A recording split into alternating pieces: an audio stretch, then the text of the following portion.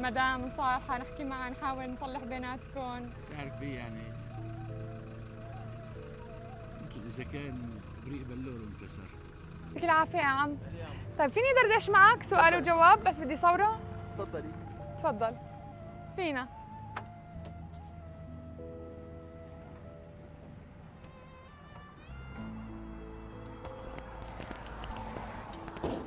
يعطيك العافية. والله وقفتك سألتك ليش مالك بسيران؟ قلت لي جاي هون روق. شو مزعلك؟ مشاكل عائلية. الله يفرج عليك يا رب. الله يسلمك. تنحال فينا نساعد فيها؟ هاي السيارة إلك؟ تشتغل عليها؟ والله بشتغل عليها بس ما في شغل. ما في شغل؟ ما في شغل. شو كان شغلك؟ نمشي شوي لقدام مشان انه شو؟ المفتاح. ايه والله كنت عم بشتغل مع جماعة غدروا فيني. لا كيف؟ اشتغلت من 10 سنين تقريبا وحطيت معهم مصاري، هن عندهم محل يعني جملة.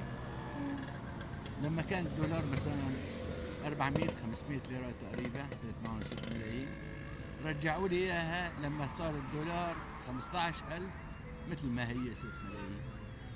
وقتها غدروا فيني غدر كبير. طيب وشو بتشتغل هلا على السيارة؟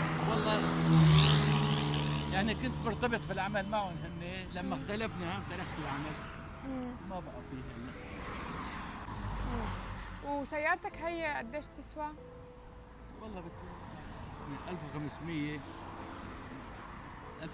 دولار 2000 يمكن، ما بعرف. خلينا نشوفها. تفضلي. قديش مشتريها انت؟ انا اشتريتها قديمه، ما عندي، هي صار لها 30 سنه هلا. تحبها؟ هي بيناتنا ود. بيناتنا وين؟ يا سلام. قد ايه بتكلفك بالشهر تصليح وهيك؟ والله تصليح ما هو كثير لاني ما عم بشتغلها شيء، بس بنزين بحط لي مثلا شي 500,000 تقريبا. 500,000. ايه. الله يرزقك يا رب. ما في شغل عتالي؟ ما في حدا بيطلب طلبات؟ قليل يعني، قليل كثير قليل. يا لطيف. قليل ايه والله. قليل. الله الله يرزقك يا الله رب. يسلمكم. طيب انا والله صراحه ما هان علي شوفك هيك قاعد وعامل هيك وزعلان. وقفت بدي اسالك، شفتك سبحان الله زعلان، يمكن رب العالمين بعثني لك عشان اعطيك شركه إليغانت حابه تقدم لك هاي الهديه. حابين ندعم اي حدا عم يشتغل على سيارته تحت يكسر. اي محطه انتم او انا اسمي سالي درموش، صحفيه. سالي درموش إيه صحفيه حلبيه. افتح شوفه. وهي شركه إليغانت، هي شركه سيارات عم توزع هدايا. شكرا كثير. شكرا كثير لكم. هلا الله يسلمكم.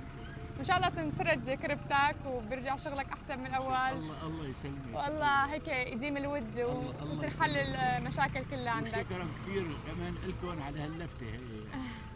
ارتحت؟ صرت احسن؟ انبسطت؟ ان شاء الله احسن. ان شاء الله يا رب. بدك نحكي مع المدام صالحة، نحكي معها نحاول نصلح بيناتكم. بتعرفي يعني مثل اذا كان بريق بلور انكسر. لا ما في شيء، ما بتصلح ان شاء الله. لكم عمر مع بعض. ندق لها نحكي معها؟ بدك انا ادق لها؟ صدقيني تليفونها حتى ناحيته ما بتذكر. لانك مجروح معناتها بتحبها كثير. جرح كبير. يمكن سوء تفاهم احيانا، يعني الرجال بكون بفكر طريقه والمراه بتفكر بطريقه، بكون يعني بكونوا بحبوا بعض بس ما بيوصلوا لصيغه تفاهم. بس من محبتهم ممكن هالشيء هذا يصير. شو لما الطرفين بيكون مثلا عندهم نوع من المنطق، العقل والتفكير. كمان المرة بدها احتواء. يمكن معك انا مرينا يعني بظروف كويسه الحمد لله نحن، وكنا بزمانته مثل السمنه على العسل بيقولوا. بدك اروح معك هلا لعندها ونحاول نصالحكم؟ تاخذني لعندها؟ والله انا جاهزة. اتفقنا؟ وين ساكنة هي؟ بستان الزهرة. نروح؟ وين؟ بستان الزهرة؟ امشي. نمشي وراك؟ تفضل. يلا.